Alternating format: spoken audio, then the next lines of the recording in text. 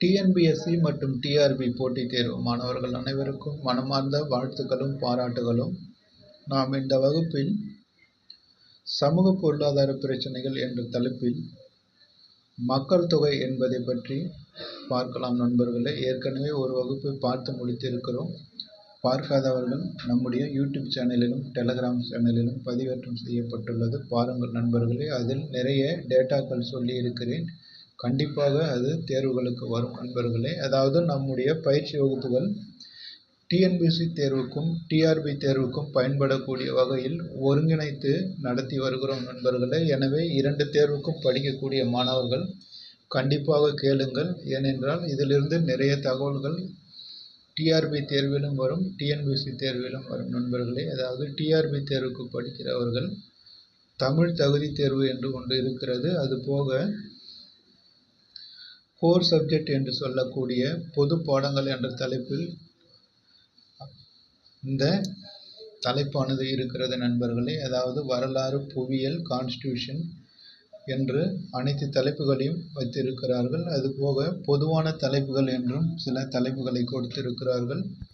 அதன் அடிப்படையில் டிஆர்பி தேர்வுக்கும் இதிலிருந்து கேள்விகள் கேட்பார்கள் நண்பர்களே. அதுபோக முக்கியமாக ஒவ்வொரு மாணவரும் கண்டிப்பாக தெரிந்து கொள்ளக்கூடிய தகவல்கள் இது. அதாவது மக்கள் தொகை கணக்கெடுப்பு, அதை பற்றிய அனைத்து விவரங்களையும் இப்போது பார்க்கலாம் நண்பர்களே. அதாவது இன்றைய தலைப்பு சென்சஸ் இன் இந்தியா. அதாவது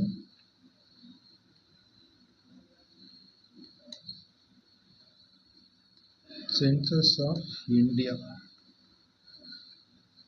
அதாவது இந்தியாவில் மக்கள் தொகை கணக்கெடுப்பு. இது ஏற்கனவே சென்ற வகுப்பினுடைய தொடர்ச்சி நண்பர்களே.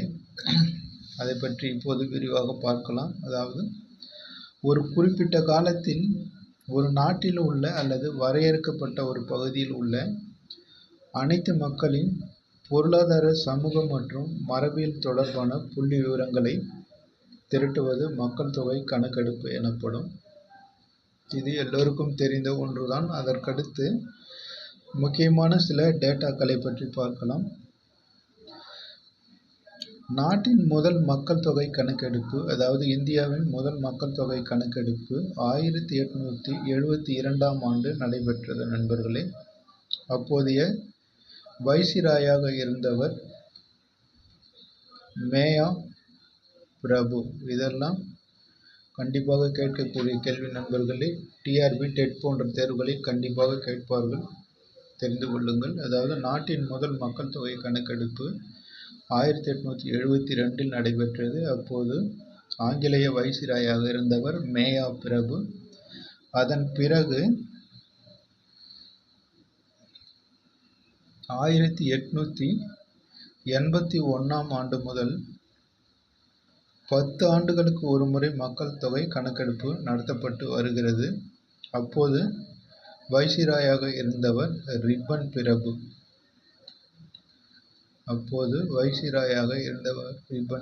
அதாவது இந்த 1881க்கு பிறகு 10 ஆண்டுகளுக்கு ஒரு முறை மக்கள் தொகை கணக்கெடுப்பு நடத்தப்பட்டு வருகிறது. அப்போது வைசிராயாக இருந்தவர் ரிப்பன் பிரபு. அதற்கடுத்து முதல் மக்கள் தொகை கணக்கெடுப்பு நடத்தப்பட்ட போது மக்கள் தொகை கணக்கெடுப்பு ஆணையராக இருந்தவர், அதாவது கமிஷனராக இருந்தவர் W. லோடன். அதாவது லோடன் என்றவர் மக்கள் தொகை கணக்கெடுப்பு ஆணையராக இருந்தார். 2011ஆம் ஆண்டு எடுக்கப்பட்டது மக்கள் தொகை கணக்கெடுப்பு, 15வது மக்கள் தொகை கணக்கெடுப்பு நண்பர்களே. அதாவது இந்த 15வது மக்கள் தொகை கணக்கெடுப்பு 2011இல் நடைபெற்றது. 15வது மக்கள் தொகை கணக்கெடுப்பு. ஏனென்றால் இந்த கேள்வியும் ஏற்கனவே கேட்கப்பட்டது. 2011இல் நடைபெற்ற மக்கள் தொகை கணக்கெடுப்பு எத்தனையாவது கணக்கெடுப்பு என்று கேட்பார்கள். 15வது கணக்கெடுப்பு. அதற்கடுத்து 16வது மக்கள் தொகை கணக்கெடுப்பானது 2021ஆம் ஆண்டு நடைபெற்றிருக்க வேண்டும். ஆனால் நடைபெறவில்லை. ஏனென்றால் 10 ஆண்டுகளுக்கு ஒரு முறை நடைபெற வேண்டும் என்ற வரையறையின்படி 2021இல் நடைபெற்றிருக்க வேண்டும். கொரோனா பெருந்தொற்று காரணமாக அப்பொழுது நடைபெறவில்லை. அதற்கடுத்து 2025ஆம் ஆண்டு நடைபெறும் என்று எதிர்பார்க்கப்படுகிறது. ஆனாலும் அதற்கான வாய்ப்புகள் இல்லை. அதாவது அடுத்து 16வது மக்கள் தொகை கணக்கெடுப்பு ஆணையராக 2021இல் நியமிக்கப்பட்டவர் மிருத்துஞ்சய் குமார். அதாவது மிருத்துஞ்சய் குமார் என்பவர் 16வது மக்கள் தொகை கணக்கெடுப்பு ஆணையராக 2011இல் நியமிக்கப்பட்டார். ஆனால் கொரோனா காரணமாக மக்கள் தொகை கணக்கெடுப்பானது நடைபெறவில்லை நண்பர்களே. அதற்கடுத்து 2011இல் எடுக்கப்பட்ட மக்கள் தொகை கணக்கெடுப்பை பற்றிய புள்ளி விவரங்களை இப்போது பார்க்கலாம். அதாவது 2011 சென்சஸ்.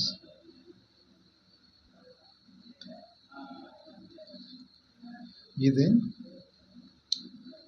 2010 ஏப்ரல் மாதம் தொடங்கியது நண்பர்களே. ஏப்ரல் மாதத்தில் தொடங்கினார்கள். 2 கட்டங்களாக இந்த மக்கள் தொகை கணக்கெடுப்பானது நடைபெற்றது. அதாவது ஏற்கனவே சொன்னது போல இது 15வது மக்கள் தொகை கணக்கெடுப்பு. 15வது மக்கள் தொகை கணக்கெடுப்பின் ஆணையர், அதாவது இந்தியாவிற்கான ஆணையராக இருந்தவர் சி. சந்திரமௌலி.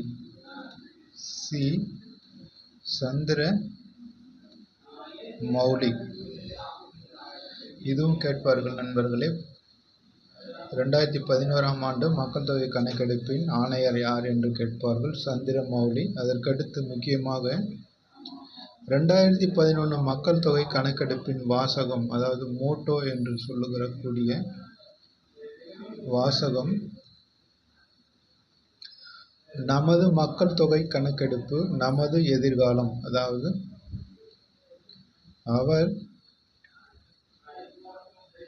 அவர் சென்சஸ் அவர் ஃபியூச்சர். நமது மக்கள் தொகை கணக்கெடுப்பு நமது எதிர்காலம் என்பதுதான் 2011 மக்கள் தொகை கணக்கெடுப்பின் மோட்டோ அல்லது வாசகம். அதை ஏற்கனவே கேட்டிருந்தார்கள், திரும்ப கேட்டாலும் கேட்பார்கள் நண்பர்களே. அதை தெரிந்து கொள்ளுங்கள்.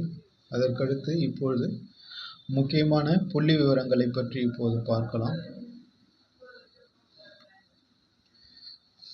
மொத்த மக்கள் தொகை, அதாவது உலக மக்கள் தொகையில் இந்தியாவினுடைய மக்கள் தொகை 17.5% ஆகும். ஏற்கனவே சென்ற வகுப்பில் பார்த்திருக்கிறோம். இருந்தாலும் உங்களுக்கு நினைவூட்டுகிறோம் நண்பர்களே. உலக மக்கள் தொகையில் இந்தியாவினுடைய மக்கள் தொகை 17.5% ஆகும். இது அதிகபட்சமான மக்கள் தொகை இருக்கிற மாநிலம் யூபி, குறைந்த மக்கள் தொகை இருக்கிற மாநிலம் பீகார். இதுவும் சென்ற வகுப்பில் பார்த்திருக்கிறோம் நண்பர்களே. இருந்தாலும் நினைவுபடுத்துகிறோம். அதற்கடுத்து தமிழ்நாடு. தமிழ்நாட்டில் இந்திய மக்கள் தொகையில் தமிழ்நாட்டின் மக்கள் தொகை 5.96%. இதில் அதிக மக்கள் தொகை கொண்டதாக சென்னை இருக்கிறது. குறைந்த மக்கள் தொகை கொண்டதாக பெரம்பலூர் இருக்கிறது நண்பர்களே. அதாவது தமிழ்நாட்டில் அதிக மக்கள் தொகை கொண்ட மாவட்டம் சென்னை, குறைந்த மக்கள் தொகை கொண்ட மாவட்டம் என்று பார்த்தால் பெரம்பலூர். அதற்கடுத்து நகர்ப்புற மக்கள் தொகை. இந்தியாவில் நகர்ப்புற மக்கள் தொகை 31.2%. அதுவே தமிழ்நாட்டில் 48.40% நகர்ப்புற மக்கள் தொகை இருக்கிறது நண்பர்களே. அதாவது தேசிய சராசரியை விட அதிகமான மக்கள் தொகை தமிழ்நாட்டில் இருக்கிறார்கள். அதாவது தமிழ்நாட்டில் நகர்ப்புற மக்கள் தொகை அதிகமாக இருக்கிறது. அதற்கடுத்து மக்கள் தொகை வளர்ச்சி விகிதம். இந்தியாவினுடைய மக்கள் தொகை வளர்ச்சி விகிதம் 17.64%. இதில் அதிகமான மக்கள் தொகை வளர்ச்சியை கொண்டது மேகாலயா. குறைவான மக்கள் தொகை வளர்ச்சியை கொண்டது நாகாலாந்து. அதுவே தமிழ்நாட்டுக்கு வரும்போது தமிழ்நாட்டில் மக்கள் தொகை வளர்ச்சி 15.61%. இதில் அதிகப்படியான வளர்ச்சி காஞ்சிபுரம் மாவட்டம். அதாவது மக்கள் தொகை வளர்ச்சியில் அதிகமான மாவட்டம் காஞ்சிபுரம். குறைவான மாவட்டம் நீலகிரி. இது தமிழ்நாட்டிற்கு. அதற்கடுத்து மக்கள் அடர்த்தி. மக்கள் அடர்த்தி இந்தியாவில் 382 நபர்கள். அதாவது ஒரு சதுர கிலோமீட்டருக்கு 382 பேர் இருக்கிறார்கள். இந்தியாவில் அதிக மக்கள் தொகை அடர்த்தி கொண்ட மாநிலம் பீகார். குறைவான மக்கள் தொகை அடர்த்தி கொண்ட மாநிலம் அருணாச்சல பிரதேசம் நண்பர்களே. அதாவது மக்கள் அடர்த்தி அதிகம்னா பீகார், மக்கள் அடர்த்தி குறைவுனா அருணாச்சல பிரதேசம். அதுவே தமிழ்நாட்டில் மக்கள் தொகை அடர்த்தி 555 நபர்கள் சதுர கிலோமீட்டருக்கு இருக்கிறார்கள். அதிகமான மக்கள் அடர்த்தி என்று பார்த்தால் சென்னை. குறைவான மக்கள் அடர்த்தி என்று பார்க்கும்போது நீலகிரி. அதற்கடுத்து பாலின விகிதம், செக்ஸ் ரேஷியோ என்று சொல்லக்கூடிய பாலின விகிதம். இந்தியாவில் 943 இருக்கிறது. அதாவது 1000 ஆண்களுக்கு 943 பெண்கள் இருக்கிறார்கள். அதிக பாலின விகிதம் கொண்ட மாநிலம் கேரளா. குறைவான பாலின விகிதம் கொண்ட மாநிலம் ஹரியானா. அதே தமிழ்நாட்டிற்கு பாலின விகிதம் 996, 1000 ஆண்களுக்கு 996 பெண்கள். அதிக பாலின விகிதம் கொண்ட மாவட்டம் நீலகிரி. குறைவான பாலின விகிதம் கொண்ட மாவட்டம் தர்மபுரி. அதற்கடுத்து குழந்தை பாலின விகிதம்.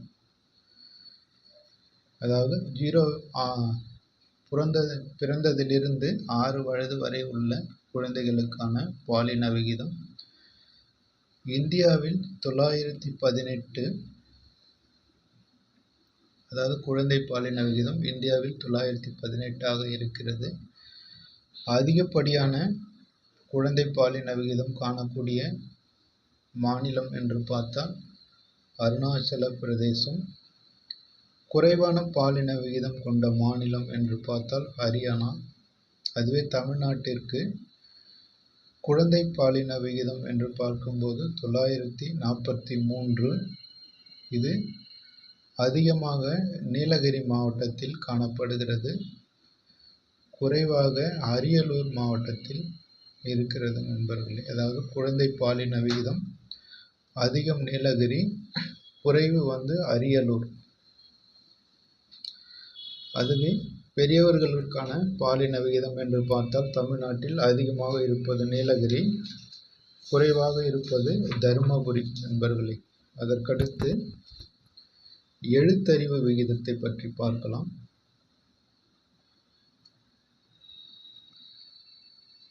இந்தியாவினுடைய எழுத்தறிவு விகிதம்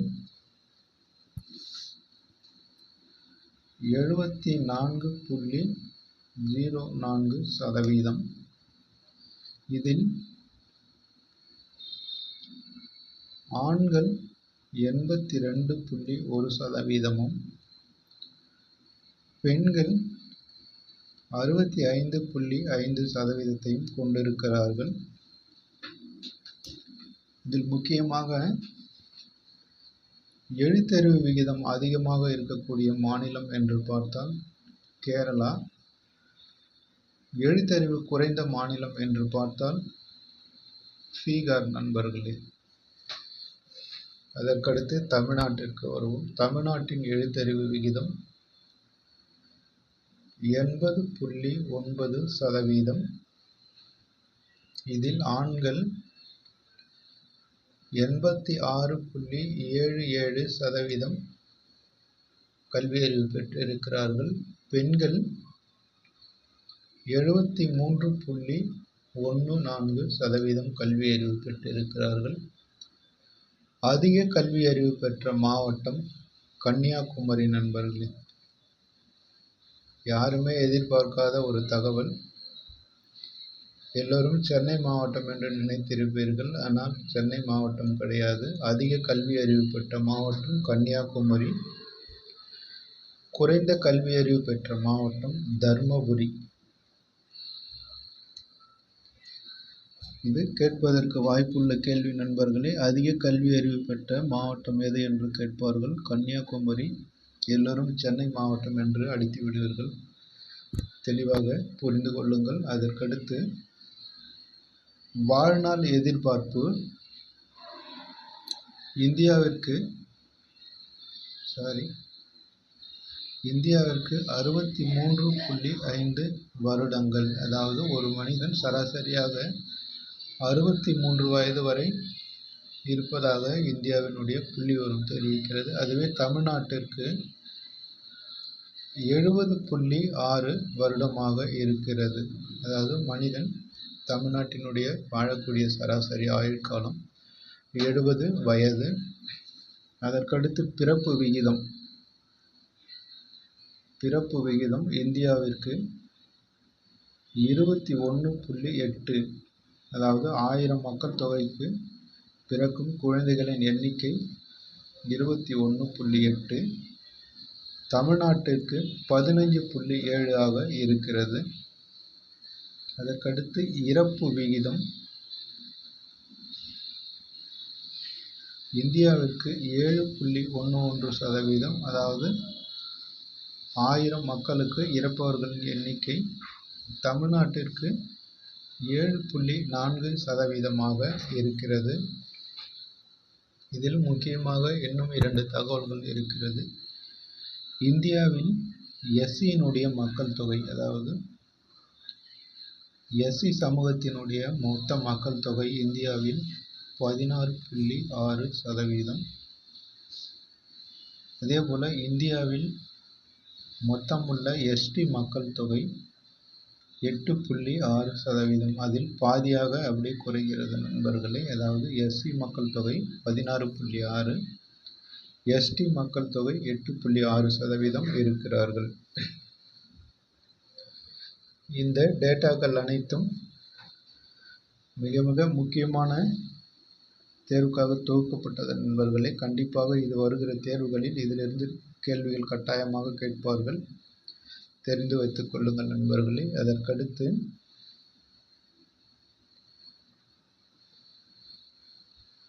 தமிழ்நாட்டின் மக்கள் தொகை தற்போது, அதாவது 2011 படி 7.21 கோடி என்று பார்த்தோம். ஆனால் தற்போது 2024 படி சுமார் 8.3 கோடியாக அதிகரித்திருக்கிறது. கடந்த 50 ஆண்டுகளில் மக்கள் தொகையானது 2 மடங்காக அதிகரித்திருப்பதாக தெரிவிக்கிறது. அதற்கடுத்து 2011 மக்கள் தொகை கணக்கெடுப்பின்படி தமிழ்நாட்டின் மக்கள் தொகை இந்திய அளவில் 5.96% இருக்கிறது நண்பர்களே. ஏற்கனவே பார்த்த விவரங்கள் தான். அதற்கடுத்து 2011 மக்கள் தொகை கணக்கெடுப்பின்படி இந்திய அளவில் தமிழ்நாடானது 7வது இடத்தில் இருக்கிறது நண்பர்களே. அதாவது 2011 மக்கள் தொகை கணக்கெடுப்பின்படி தமிழ்நாடு 7வது இடத்தில் இருக்கிறது. முதலிடத்தில் உத்தரப்பிரதேசம் இருப்பதாக பார்த்திருந்தோம். அதன் அடிப்படையில் தொடர்ந்து தமிழ்நாடானது 7வது இடத்தில் இருக்கிறது நண்பர்களே. இது தேர்வில் கேட்பதற்கு வாய்ப்புள்ள தலைப்பு. அதாவது 2011 மக்கள் தொகை கணக்கெடுப்பின்படி தமிழ்நாடு இந்தியாவின் எத்தனையாவது இடத்தில் இருக்கிறது என்று கேட்பார்கள். 7வது இடத்தில் இருக்கிறது நண்பர்களே. அதாவது இந்த தலைப்பில் 2011ஆம் ஆண்டு எடுக்கப்பட்ட மக்கள் தொகை கணக்கெடுப்பு பற்றிய முக்கியமான நிறைய புள்ளி விவரங்கள் பார்த்திருக்கிறோம் நண்பர்களே. கட்டாயமாக பார்த்து தெரிந்து கொள்ளுங்கள். இதில் நிறைய தகவல்கள் கொடுக்கப்பட்டு இருக்கிறது. டிஎன்பிஎஸ்சி தேர்விலோ அல்லது டிஆர்பி தேர்விலோ இதிலிருந்து 2 கேள்விகள் வரும் என்று எதிர்பார்க்கிறேன் நண்பர்களே. அதாவது அடுத்த வாரம் நடைபெற உள்ள ஆசிரியர் தகுதி தேர்விலும் இதிலிருந்து கேள்விகள் கேட்பதற்கு வாய்ப்பு இருக்கிறது. எனவே மாணவர்கள் கண்டிப்பாக கேட்டு புரிந்து கொள்ளுங்கள். உங்களுடைய நண்பர்களுக்கும் தெரியப்படுத்துங்கள் நண்பர்களே. அவர்களும் கேட்டு பயன்பெறட்டும். முக்கியமாக நம்முடைய சேனலை சப்ஸ்கிரைப் செய்து கொள்ளுங்கள். டெலகிராம் சேனலிலும் இணைந்து கொள்ளுங்கள் நண்பர்களே. அதில் நிறைய பிடிஎஃப் ஃபைல்கள் பதிவேற்றம் செய்யப்படுகிறது. உங்களுக்கு கண்டிப்பாக அது உதவும். இந்த வகுப்பை இதோடு முடித்து கொள்ளலாம். அதற்கடுத்து இன்னொரு தலைப்பை அடுத்து வரும் வீடியோவில் தெளிவாக பார்க்கலாம் நண்பர்களே. நன்றி. மீண்டும் நாளை சந்திப்போம்.